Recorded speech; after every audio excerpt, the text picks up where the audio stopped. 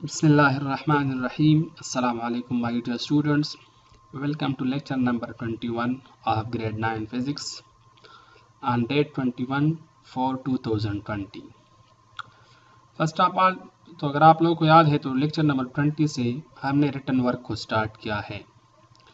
तो lecture number 20 में मैंने क्वेश्चन नंबर 1 और क्वेश्चन नंबर 2 को राइट किया है, लेकिन आप लोग अपने पास ये बात याद रखिए कि जो कोर्स कंटेंट है उसका पेज मैंने आप लोगों को फर्स्ट लेक्चर में कहा था कि इसका पेज आप छोड़ दें। वो जब इंशाल्लाह स्कूल री ओपन हो जाएगा तो कोर्स कंटेंट वहाँ पे हम आप लोगों को दोबारा लिखेंगे, सही है। तो जो पेज है कोर्स कंटेंट के लिहाज से वो आप लोग छोड़ दें और इसके बाद आप क्या करें कि जैसा कि लेक्चर नंबर 20 है इस पे मैंने क्वेश्चन 1 और 2 को राइट किया है, तो काइंडली आप लोग वो राइट करें। अच्छा, आज लेक्चर नंबर 21 में भी मैं क्वेश्चन नंबर 3 और 4 को आपको राइटिंग के लिए देता हूँ। तो लेक्चर नंबर 21 में फर्स्ट ऑफ ऑल तो आप लोग अपने साथ होमवर्क नोट करें कि learn example plus assignment 1.3 mean example 1.3 और असाइनमेंट 1.3 लर्न करें और उसके साथ जो प्रीफिक्सेस टू पावर ऑफ 10 है तो ये आप लोगों का होमवर्क रहा फॉर लर्निंग, सही है। तो learn example plus assignment 1.3 mean के एग्जाम्पल 1.3 और assignment 1.3 plus prefixes to power of 10, ये आप लोगों का होमवर्क रहा।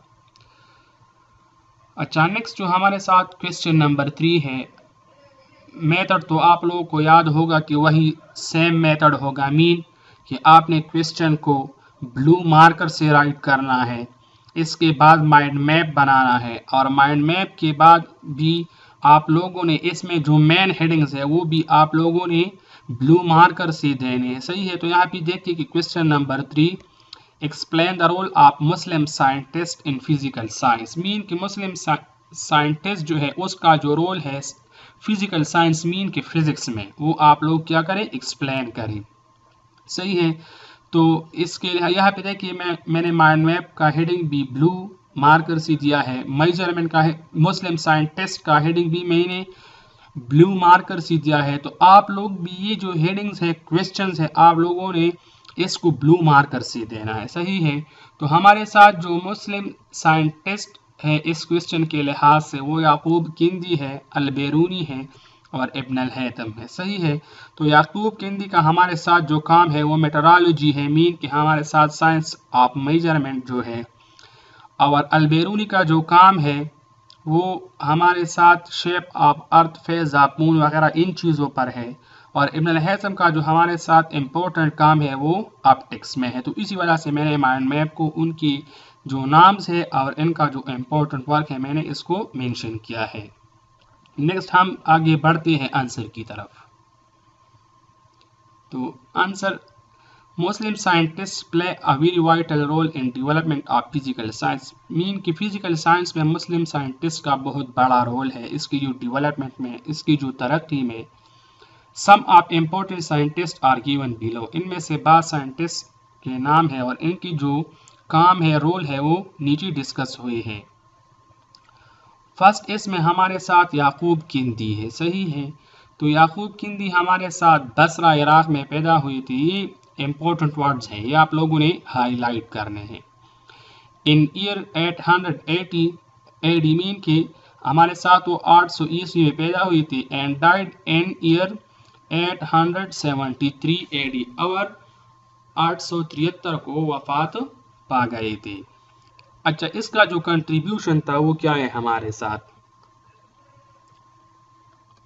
कि he produce extensive research monograph on metrology, उन्होंने, मोनोग्राफ का मतलब है कि आप किसी भी स्टडी के लिए किसी एक सब्जेक्ट को चूज करें। ऑन मेट्रोलॉजी, मेट्रोलॉजी मैंने आप लोगों को इससे पहले भी बताया कि हम science of measurement and weight जो है उसके मुतालिक हम इसमें बहस करते हैं। तो उन्होंने उन्हीं के मुतालिक भी बहुत बड़ा काम किया था। His most important work was done in optics, उन्होंने ऑप्टिक्स में भी काम किया था।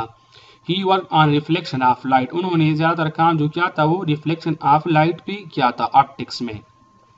तो ये जो मैंने अंडरलाइन की है ये वर्ड्स आपने हाईलाइट करने हैं, मीन ये जो लिखा है आपने ब्लू पेन से करने हैं ये वाले। जिस पे मैं एक कर्सर घुमाना हुई, आप लोगों ने ब्लू पेन से करने हैं और जो अंडरलाइनिंग वर्ड है आप लोगों ने ब्लैक मार्कर से लिखने हैं। सही है, तो ये highlighting words mean important words है हमारे साथ। नेक्स्ट जो 2 नंबर है वो है हमारे साथ इब्न अल-हैसम और इब्न अल-हैतम। वो भी बसरा इराक में पैदा हुए थे 965 ईस्वी को और 1039 ईस्वी में वफात पा गए हैं। He was born in Basra, Iraq in year 965 AD and died in year 1039 AD। अब इसका कंट्रीब्यूशन हमारे साथ क्या है? He was a great scholar of physics, वो फिजिक्स का, मैथमेटिक्स का एंड अदर साइंस का, वो बहुत अपने वक्त का बहुत बड़ा स्कॉलर था। सही है, इन्होंने फिजिक्स में, मैथमेटिक्स में, अदर साइंस के ब्रांचेस में भी उन्होंने बहुत बड़ा काम किया है। His great work is in the field of optics, उसका भी हमारे साथ जो बहुत बड़ा काम है वो क्या है? ऑप्टिक्स में है। और उसका बहुत बड़ा काम है कि इन्होंने इसके ऊपर एक किताब लिखा है। He wrote a book किताबुल मनाजिर, उन्होंने किताबुल मनाजिर बुक को लिखा है। तो ये हमारे साथ इंपॉर्टेंट वर्ड्स ऑप्टिक, किताबुल मनाजिर।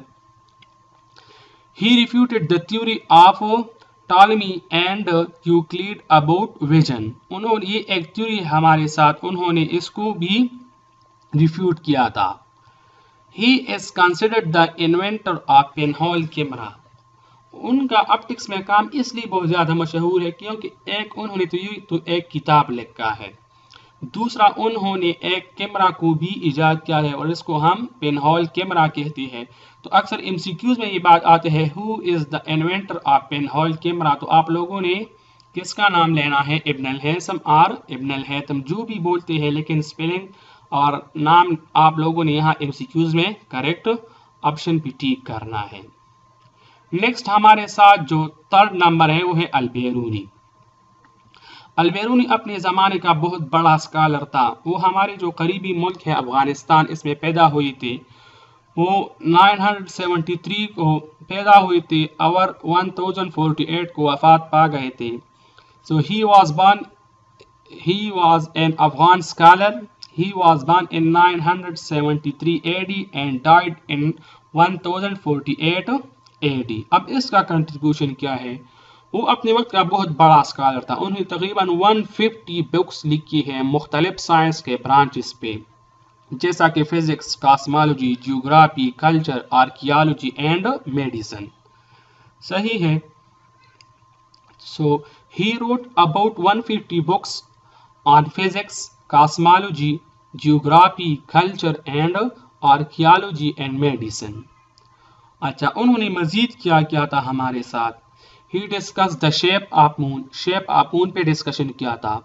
He worked on motion of sun, sun का जो मोशन है वो किस तरह है उस पर उन्होंने डिस्कशन किया था। He is also discussed motion and phase of moon, mean की मोशन ऑफ मून जो है और इसका जो फेज में चेंज आ रहा है, वेरिएशन में, about the days of month जो है उनके लिहाज से उनके जो फेज में वेरिएशन आते हैं उनके ऊपर उन्होंने डिस्कशन किया था। तो ये 3 थे हमारे साथ मुस्लिम साइंटिस्ट जिन्होंने फिजिकल साइंस की दुनिया में बहुत बड़ा काम किया है और उसकी डेवलपमेंट में अपना रोल अदा किया है। नेक्स्ट क्वेश्चन नंबर 4 में हम बढ़ते हैं कि क्या हमारे साथ ऐसे कोई साइंटिस्ट है अपने मुल्क से, मीन पाकिस्तान से, कि जिन्होंने भी फिजिकल साइंस में कुछ काम किया है। तो क्वेश्चन नंबर 4 हमें क्या कहते हैं? What is contribution of Pakistani scientist in physical science, mean के पाकिस्तानी का जो साइंटिस्ट है उनका फिजिकल साइंस में क्या रोल है, क्या कंट्रीब्यूशन है। सही है। तो यहाँ पे देखिए, फिर मैंने ये क्वेश्चन को ब्लू मार्कर से राइट करना है और आपने भी अपने नोटबुक में ब्लू मार्कर से क्वेश्चन को राइट करना है। इसके बाद जो मेन हेडिंग्स हैं वो आप लोगों ने उस ब्लू मार्कर से देने हैं। नीचे सब हेडिंग्स आप ब्लैक मार्कर से भी दे सकते हैं। तो ये माइंड में क्या है, पाकिस्तानी साइंटिस्ट है, इसमें हमारे साथ मोहम्मद अब्दुल सलाम या डॉक्टर अब्दुल सलाम शामिल है और दूसरा जो है अब्दुल कदीर खान है। मोहम्मद अब्दुल सलाम का जो काम था वो इलेक्ट्रोवीक यूनिफिकेशन थ्योरी था और डॉक्टर अब्दुल कदीर खान का जो काम था वो पाकिस्तान के लिए यूरेनियम एनरिचमेंट का प्रोग्राम था। सही है। तो हम उसकी अब एक एक की डिस्कशन की तरफ चलते हैं। तो इसमें हमारे साथ जो फर्स्ट है Mohammad Abdul Salam. Muhammad Abdul Salam was born in 29 January 1926 in Punjab. वो पंजाब में 19 जनवरी 1926 को पैदा हुई थी। He died in 21 नवंबर 1996 और 21 नवंबर 1996 को वफात पा गई। अब इसका कंट्रीब्यूशन क्या है हमारे साथ फिजिकल वर्ल्ड में या फिजिकल साइंस में, sorry. So Mohammad Abdul Salam was a theoretical physicist. ये क्या था? एक थ्योरेटिकल फिजिसिस्ट था। A major figure in 20th century theoretical physics, he shared the 1979 Nobel Prize in Physics with Sheldon Glashow and Steven Weinberg for his contribution to electroweak unification theory। 1979 का physics के मुतालिक जो Nobel prize था वो अब्दुल सलाम ने अपने जो coworkers थे मीन शील्डन ग्लेशो और स्टीवन वीनबर्ग उनके साथ on the base of electroweak unification theory को शेयर किया था। He was the first Pakistani to receive Nobel prize in science. वो पहला पाकिस्तानी है जिन्होंने साइंस में नोबेल प्राइज को हासिल किया है। तो इसमें ये देखिए हमारे साथ ये थ्योरेटिकल जो है फिजिक्स, ये है थ्योरेटिकल फिजिक्स, ये इम्पोर्टेंट वर्ड्स है। 1979 नोबेल प्राइज जो है वो इम्पोर्टेंट वर्ड्स है। ये शील्डन ग्लेशो और स्टीवन वीनबर्ग हमारे साथ इम्पोर्टेंट वर्ड्स है। और ये जो थ्योरी का नाम है इलेक्ट्रोवीक यूनिफिकेशन थ्योरी, ये इम्पोर्टेंट वर्ड्स है। तो आप लोगों ने इसको ब्लैक मार्कर से लिखने हैं। यहाँ पे ये फर्स्ट और नोबेल प्राइज जो है ये हमारे साथ इम्पोर्टेंट वर्ड्स है। अच्छा, नेक्स्ट हमारे साथ अब्दुल कदीर खान है।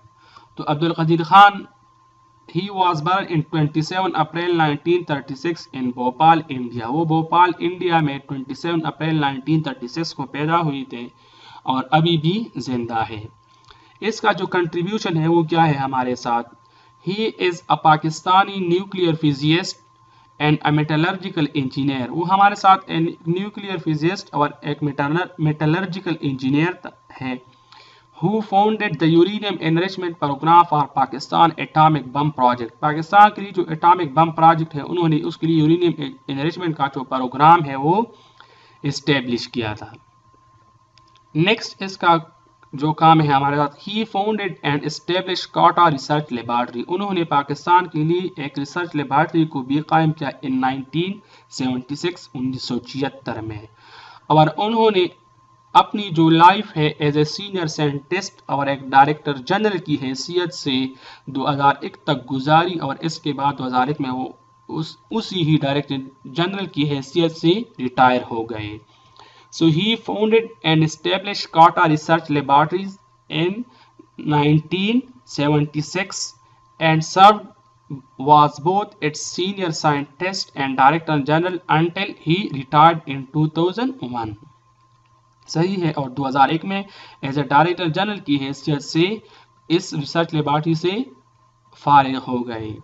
तो आज आपके लिए ये 2 क्वेश्चन हैं। आप लोग अपने जो नोटबुक्स है मीन जिसमें आप लोगों ने इस क्वेश्चंस की जितनी भी आंसर फर्दर लेक्चर में भी आ रहे हैं वो आपने अपने साथ राइट करने हैं।